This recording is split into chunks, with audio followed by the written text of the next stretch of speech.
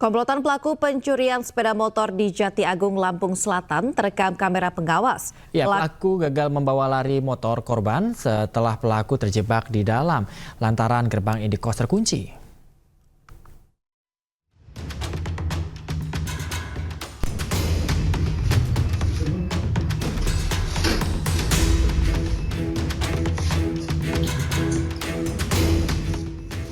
Inilah rekaman kamera pengawas saat dua orang komplotan pelaku curanmor menyatroni kamar indekos di Desa Waihui, Kecamatan Jati Agung, Lampung Selatan, Lampung.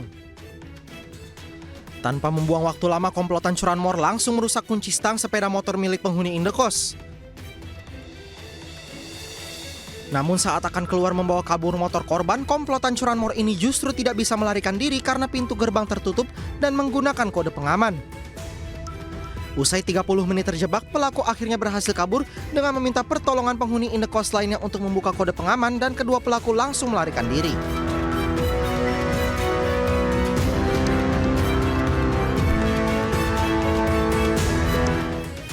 Penghuni indekos pun baru sadar jika keduanya hendak mencuri motor saat mengecek rekaman kamera pengawas lantaran curiga terhadap gerak-gerik pelaku.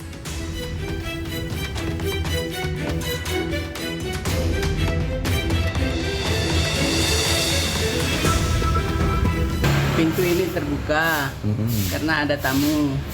Jadi malingnya masuk berdua dengan motornya langsung masuk ke dalam. Dan kebetulan ada anak yang nutup, jadi ditutup pintunya. Jadi setelah mereka ngambil motor, pintu nggak bisa kebuka. Jadi terjebaklah mereka di dalam. Meski korban dan pemilik indekos tidak melaporkan peristiwa ini kepada pihak kepolisian, namun mereka berharap polisi rutin melakukan patroli untuk mencegah aksi serupa terjadi. Dari Lampung Selatan, Lampung, Andres Afandi, iNews melaporkan. Polisi tangkap pelaku dalam kasus jasad bocah dalam karung di Pemalang, Jawa Tengah. Pelaku adalah KA, seorang pelajar SMK yang telah ditetapkan sebagai tersangka anak berkonflik dengan hukum. Pelaku mengaku tak kuat menahan hasrat setelah kecanduan menonton video porno.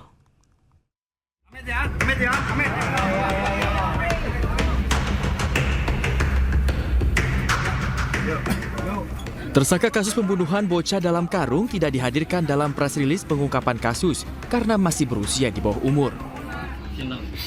Tersangka KA merupakan kerabat dan juga tetangga dekat korban. Perbuatan tersangka terungkap setelah polisi melakukan serangkaian penyelidikan dan penyidikan serta mengumpulkan bukti-bukti di sekitar TKP. AKP Andi Oktavian, Kasat Reskrim Polres Pemalang mengatakan saat warga melakukan pencarian, tersangka yang pertama kali mengerahkan penemuan jasad bocah dalam karung tersebut. Karena hasrat dan pengen tahu, akhirnya dia melakukan hal tersebut, tapi tersangka tidak, karena panik yang anak korban teriak, kemudian yang bersangkutan membekap. Keluarga korban masih berduka dan syok dengan kejadian memprihatinkan tersebut. Mereka berharap agar pelaku dihukum seberat-beratnya. Sesuai hukum ya? Atas perbuatannya, tersangka atau anak berkonflik dengan hukum dikenakan pasal perlindungan anak dengan ancaman hukuman maksimal 15 tahun penjara dan didenda 5 miliar rupiah. Dari Pemalang, Jawa Tengah, Suryono Soekarno, iNews melaporkan. Sakit hati citanya ditolak korban menjadi motif penculikan seorang ibu rumah tangga di Antapani, Kota Bandung, Jawa Barat. Motif tersebut terbongkar setelah Satreskrim Polrestabes Bandung dibantu Krimum Polda Jabar berhasil meringkus 4 pelaku.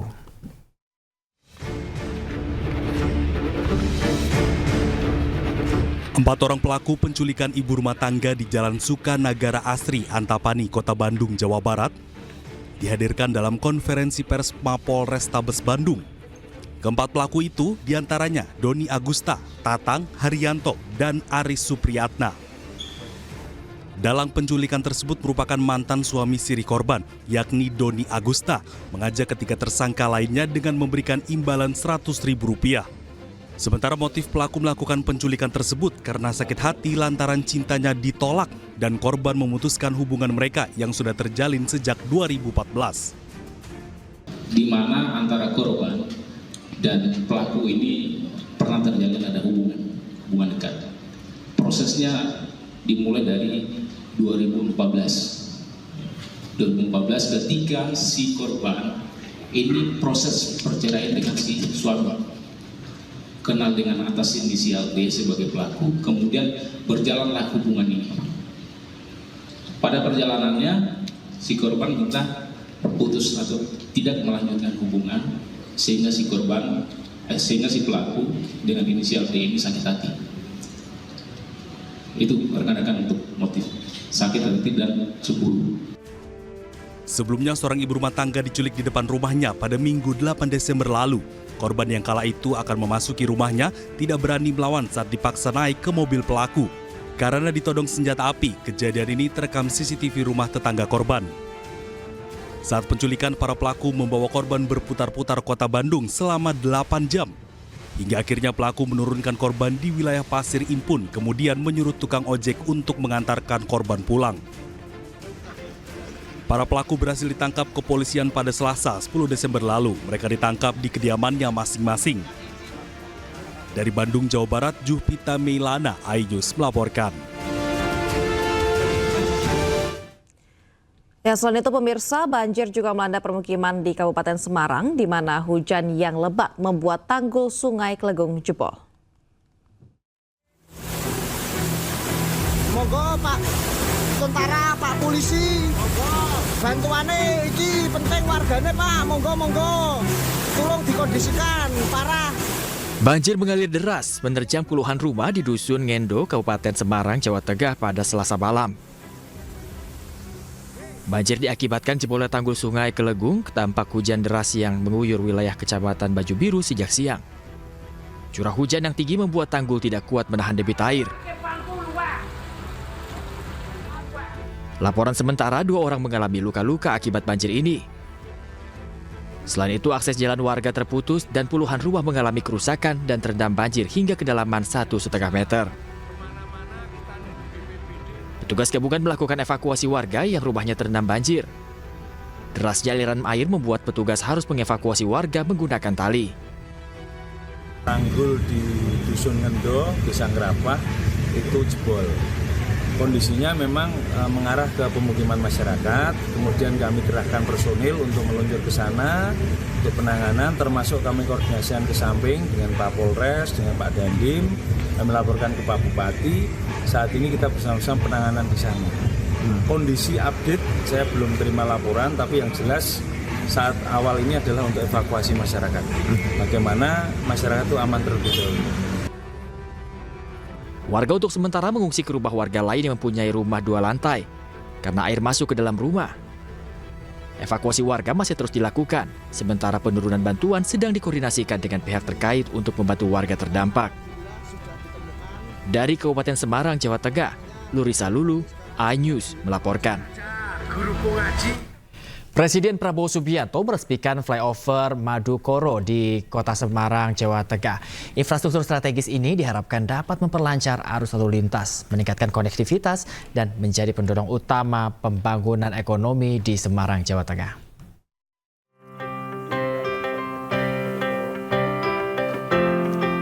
Presiden Prabowo Subianto meresmikan flyover Madukoro di Kota Semarang, Jawa Tengah.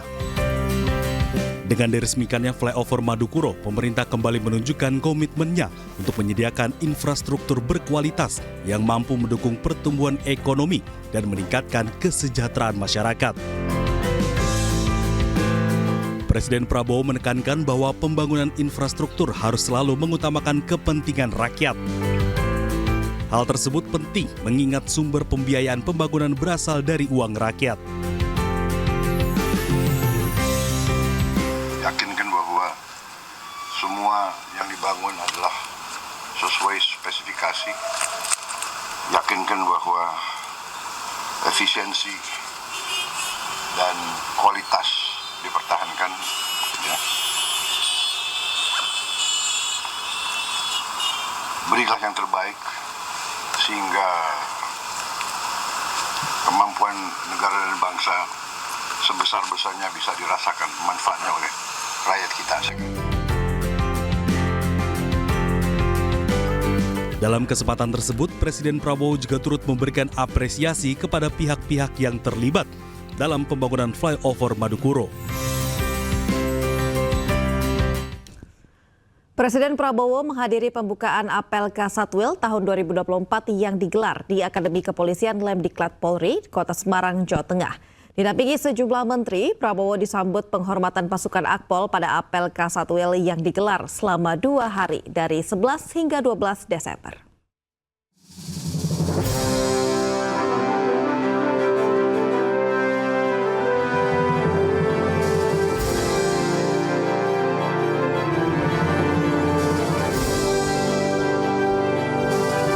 Presiden Prabowo Subianto menghadiri agenda apel Kasatwil 2024 di Akademi Kepolisian Akpol Semarang, Jawa Tengah pada Rabu siang.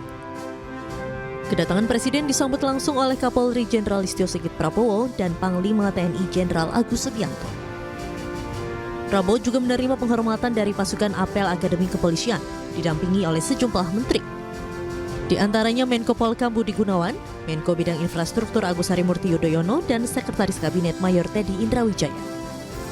Bersama Panglima TNI dan Kapolri, Prabowo menaiki mobil maung Brimob masuk ke lingkungan Akademi Kepolisian dan disambut antusias anggota Polri dan masyarakat setempat.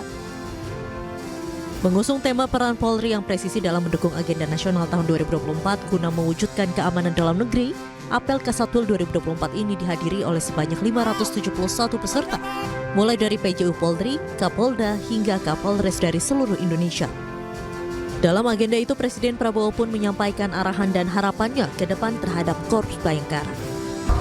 Ya, kita berharap polisi semakin semangat, semakin profesional, semakin disiplin, semakin berbakti kepada bangsa dan rakyat. Pada kesempatan yang sama, Kapolri Jenderal Listio Sigit Prabowo melaporkan sejumlah pencapaian Polri, serta menegaskan komitmen Polri dalam menjaga stabilitas keamanan nasional. Polri berkomitmen akan mengerahkan segala sumber daya untuk menjaga stabilitas Kamtibmas dan mendukung penuh misi Astacita guna mewujudkan visi bersama Indonesia Maju menuju Indonesia Emas 2045. Korps Bayangkara menegaskan kesiapannya menghadapi berbagai tantangan agenda nasional, baik tantangan dinamika geopolitik dan teknologi digital. Polri pun akan terus memainkan peran strategis dalam menjaga keamanan dan ketertiban masyarakat. Dari Semarang, Jawa Tengah, Jamar Henda, Ahmad Putra, iNews melaporkan. Pemirsa, TNI AL berhasil menembakkan rudal Exocet M40B3 dari kapal perang KRI RE Marta Dinata 331 dan menghancurkan sasaran di Pulau Gundul, Kepulauan Karimun Jawa. Rangkaian latihan penembakan senjata khusus digelar dalam latihan Operasi Laut Gabungan 2 2024.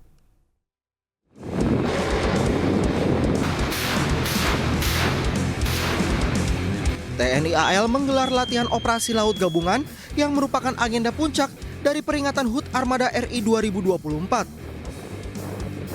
Dalam rangkaian latihan penembakan senjata khusus, terdapat kegiatan latihan penembakan yang dipimpin oleh Kepala Staf Angkatan Laut Laksamana TNI Muhammad Ali di atas kapal markas KRI Dr. Rajiman Widioningrat KRI RJW 992 di mana Kasal memberikan perintah langsung untuk pelaksanaan penembakan rudal Exocet.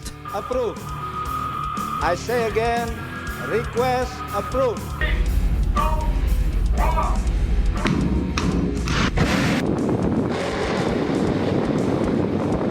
Dalam penembakan ini, rudal Exocet MM40B3 yang diluncurkan dari KRI RE Marta Dinata 331 sebagai kapal penembak utama berhasil dengan tepat mengenai sasaran strategis musuh di darat Pulau Gundul yang berjarak 66,6 km dari lokasi penembakan.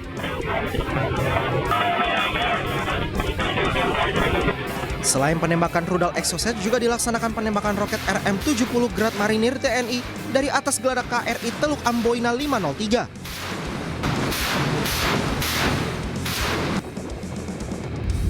Dan dalam kesempatan itu, Kasal menyampaikan apresiasi atas terlaksananya seluruh rangkaian kegiatan penembakan senjata khusus TNI AL di perairan Pulau Gundul dalam keadaan aman dan sukses. Selain itu, Latop Slagap ini merupakan wujud komitmen TNI AL dalam menjaga kedaulatan negara dan memastikan kesiapan operasi di berbagai lini, di mana latihan ini merupakan salah satu upaya untuk meningkatkan kesiapsiagaan TNI AL dalam mendukung tugas pokok pertahanan negara.